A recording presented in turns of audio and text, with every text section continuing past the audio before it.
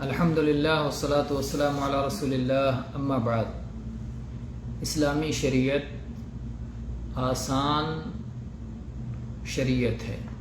اللہ تعالیٰ نے اس میں تنگی نہیں رکھی ہے، اس لیے جہاں بھی مشقت آئے وہاں اللہ تعالیٰ کی طرف سے آسانی آتی ہے۔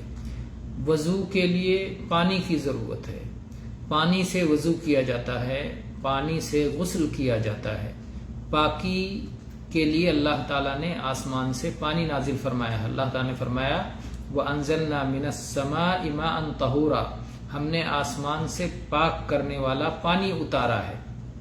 تو پانی اگر نہ ہو یا پانی کے استعمال سے کسی قسم کی تکلیف پہنچنے والی ہو، ایسی صورت میں اللہ تعالیٰ نے یہ آسانی دی ہے کہ پانی نہ استعمال کیا جائے بلکہ مٹی سے تیمم کر لیا جائے، جیسا کہ سورہ مائدہ کی آیت نمبر 6 میں اللہ تعالیٰ نے ارشاد فرمایا فَلَمْ تَجِدُوا مَاءً فَتَيَمَّمُوا صَعِيدًا طَيِّبًا فَامْسَحُوا بِوُجُوهِكُمْ وَأَيْدِيكُمْ مِنْهُ، اگر تم پانی نہ پاؤ تو پاکیزہ مٹی کا قصد کرو اور اس مٹی سے اپنے چہرے اور اپنے دونوں ہاتھوں پر مسح کر لو۔ اور یہ نبی صلی اللہ علیہ وسلم کی خصوصیات میں سے ہے۔ چنانچہ جابر ابن عبداللہ رضی اللہ عنہ کی حدیث ہے کہ نبی صلی اللہ علیہ وسلم نے فرمایا اعطیت خمسا لم یعطہن احد قبلی، مجھے اللہ تعالیٰ نے 5 ایسی خصوصیات سے نوازا ہے جو مجھ سے پہلے اور کسی کو عطا نہیں ہوا تھا۔ یہ صحیح بخاری میں 335 نمبر پر اور صحیح مسلم میں 521 نمبر پر یہ حدیث ہے۔ ان خصوصیات میں سے ایک خصوصیت آپ نے یہ بتائی وَجُعِلَتْ لِيَ الْأَرْضُ مَسْجِدًا وَطَهُورًا، میرے لیے روئے زمین کو سجدہ کرنے کی جگہ اور پاکی حاصل کرنے کی جگہ بنا دیا گیا۔ پوری روئے زمین کو اللہ نے کہیں بھی یہ نہیں رکھا کہ مسجد ہی میں صلاح پڑھ سکتے ہیں، ہر زمین پر اللہ تعالیٰ نے پوری روئے زمین کو سجدہ کے لیے جائز کر دیا، سجدہ گاہ بنا دیا، پاکی حاصل کرنے کا ذریعہ بنا دیا۔ فَأَيُّمَا رَجُلٍ أَدْرَكَتْهُ الصَّلَاةُ فَلْيُصَلِّ، جب کسی مسلمان کو کسی بھی مقام پر صلاۃ کا وقت آ جائے تو پھر وہیں صلاح پڑھ لے، وہیں اس کی طہارت بھی ہے مٹی اور وہ پاک جگہ ہے، اس کی مسجد بھی ہے، طہارت بھی حاصل کر لے اور صلاۃ بھی ادا کر لے۔ اسی سلسلے میں عمار بن یاسر رضی اللہ عنہ کی حدیث ہے جو صحیح بخاری میں 338 نمبر پر اور صحیح مسلم میں 368 نمبر پر ہے۔ عمار بن یاسر رضی اللہ عنہ فرماتے ہیں بعثنی رسول اللہ صلی اللہ علیہ وسلم فی حاجۃ فاجنبت فلم اجد الماء فتمرغت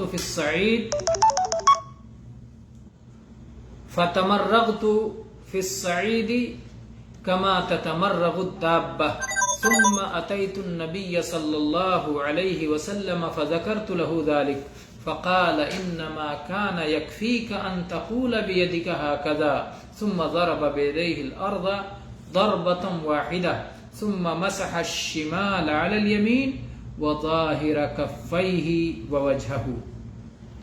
یہ حدیث متفق علیہ ہے جیسا کہ میں نے بیان کیا۔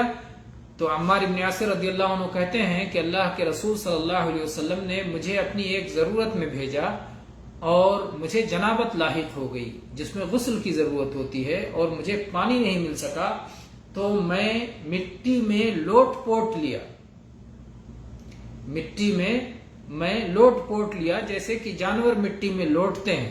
پھر میں نبی صلی اللہ علیہ وسلم کے پاس آیا اور میں نے اس کا آپ سے تذکرہ کیا تو اللہ کے نبی صلی اللہ علیہ وسلم نے فرمایا انما کان یکفیک ان تقول بیدک ہکذا، تمہارے لیے اپنے ہاتھوں سے تیمم کر لینا کافی تھا، اس طرح سے۔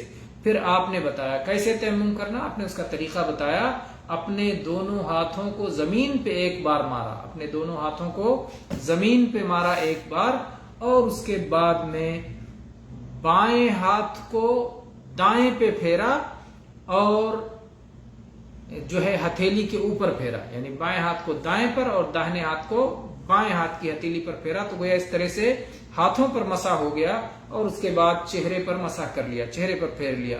تو یہ ہے تیمم کا طریقہ.